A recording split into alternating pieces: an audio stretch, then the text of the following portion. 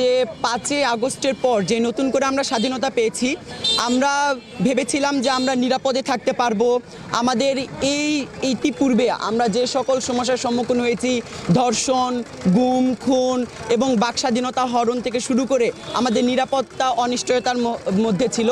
এই interim government এবং এই যে 2000 মানুষ প্রাণ দিল, এই প্রাণের বিনিময়ে আমরা একটা সুষ্ঠু স্বাধীন দেশ পাবো। কিন্তু আমরা দেখতে পাচ্ছি আমাদের দেশে ডাকাতি বেড়ে গিয়েছে এবং 48 ঘন্টায় 17 জনের উপরে ধর্ষণের শিকার হয়েছে।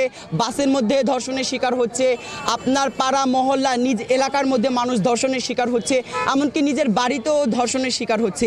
এই যে মেয়েদের যে অনিরাপত্তা, অনিশ্চয়তা, এটার প্রেক্ষিতে আসলে আমাদের আজকের এই মানববন্ধন এবং বিক্ষোভ কর্মসূচি।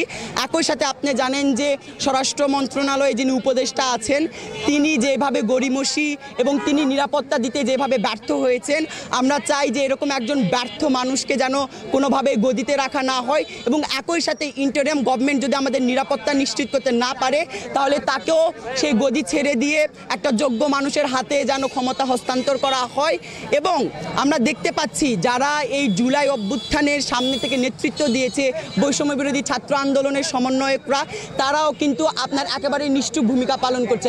আমরা আশা করি তারাও এটার বিরুদ্ধে তাদের ভয়েস রেস করবে এবং তাদের মাধ্যমে বা আমরা সকলেই ছাত্র জনতা যেভাবে জুলাই অভ্যুত্থানে মাঠে নেমেছি, এই ধর্ষণের বিরুদ্ধে আমরা ধর্ষকের সর্বোচ্চ শাস্তি যেন আপনার মৃত্যুদণ্ড হয়, এটা নিশ্চিতের জন্যই আজকের এই মানববন্ধনটা।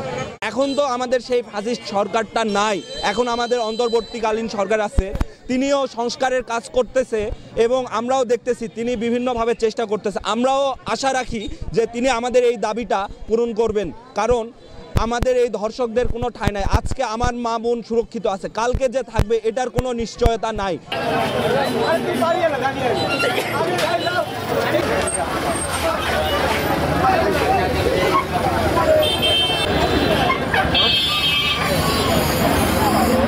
আমরা দেখছি যে বিভিন্ন জায়গায় ধর্ষণ করা হচ্ছে আমার বোনদের। আমার বোনরা নিরাপদ নাই, আমি নিরাপদ নাই। অনেকে বলে যে ছোট কাপড় পরার কারণে ধর্ষণ হচ্ছে। একজন হাফেজাকে তার মায়ের সামনে থেকে তুলে নিয়ে গিয়ে ধর্ষণ করা হলো। এই সম্পর্কে সুশীল সমাজ কি বলবে? পোশাকের দোষ? আচ্ছা, একজন 4র্থ শ্রেণীর বাচ্চার পোশাকে কি ভুল ছিল যে তাকে ধর্ষণ করা হলো?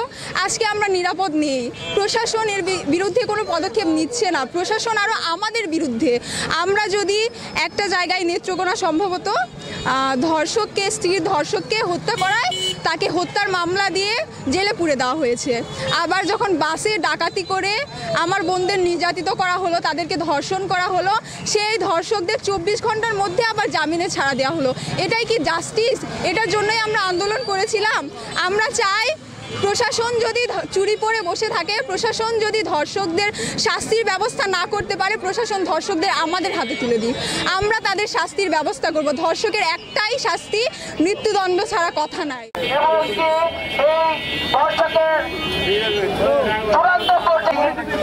এই মাধ্যমে আমরা আমাদের আন্দোলন শেষ করবো ইনশাআল্লাহ।